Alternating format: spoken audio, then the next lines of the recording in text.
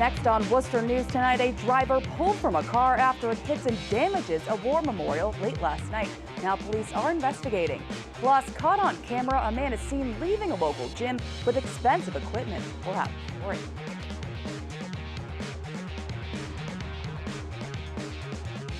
Thanks for joining us tonight. I'm Catherine Andrioli. We begin tonight in Worcester, where a driver seriously damages a war memorial at the Grafton Street Rotary. Monday night, the driver was pulled from her burning vehicle by an off-duty police officer and a bystander moments after the crash. Worcester police say the off-duty officer turned his car around after seeing the woman's Jeep pass by at a high speed, almost hitting his vehicle. It all happened just before midnight Monday. Police say the Jeep slammed into the Billings Square Memorial and caught fire. That memorial is heavily damaged now. According to the Worcester Public Library, the square is dedicated to a mechanic who died during World War I. The damaged monument is dedicated to veterans who fought in World War II.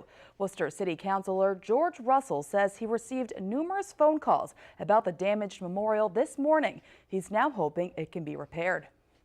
You know, it's a sad thing because that memorial in Billings Square was put up just after World War II, and it was meant as a veterans memorial for folks from all different divisions of armed services. So it's really considered sacred ground by many of those who have served and their families up on Grafton Hill.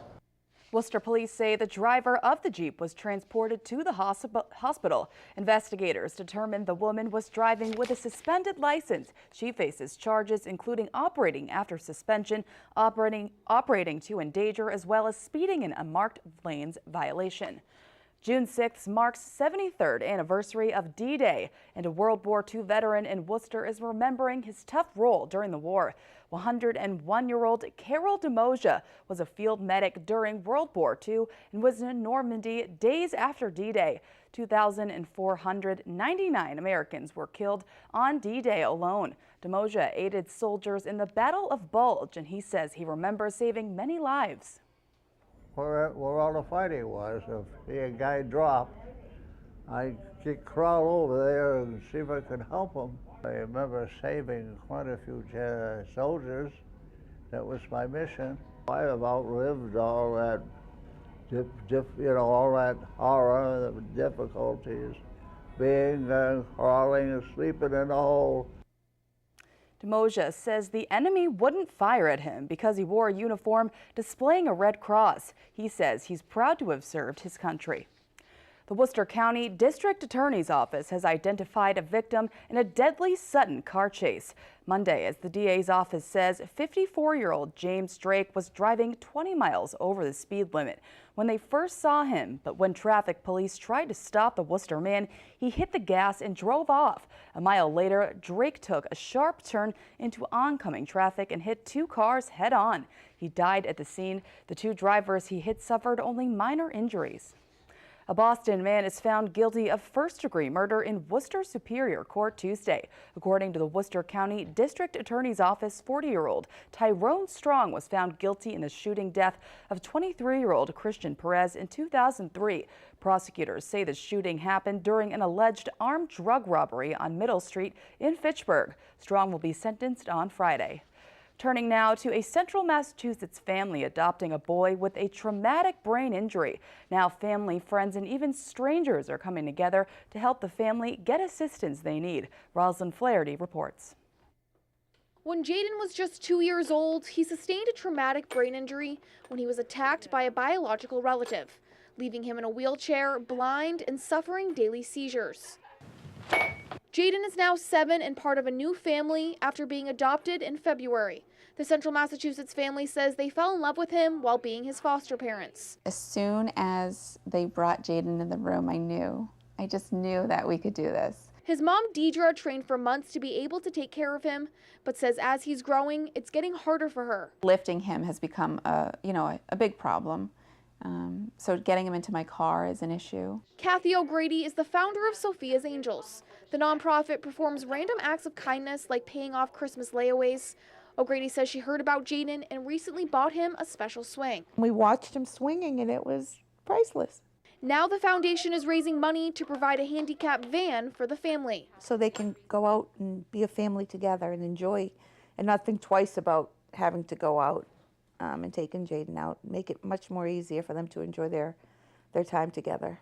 O'Grady says helping people is a rewarding feeling. We always see that all the negativity and all the ugliness of the world, but that's not what the world is. I see the other side of it. The family says they are overwhelmed by the generosity and say the van will be a big help for them. He's growing, and he's growing so fast. We knew this day was going to come, but it just came quicker than we anticipated. Rosalind Flaherty, Worcester News Tonight.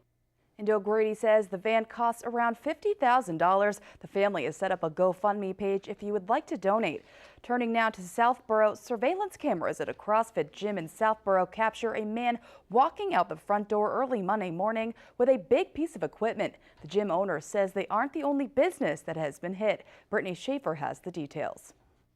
Thinking like, yeah, there's no way this is going to happen, and well, clearly it did. 2 rowing machines have been stolen from a CrossFit gym in Southborough within a month. The second incident happening Monday morning, and the owners caught it all on camera. On the one hand, it's nice to at least see it being done. You know, it confirms to you what's happening, and on the other hand, you definitely feel disrespected, and you feel like someone's basically violating your business. Since Southborough police posted the surveillance video, gym owners in Natick, Sudbury, and Newton have also called to report stolen rowing machines over the weekend. They said that, hey, we noticed that we're down a rower.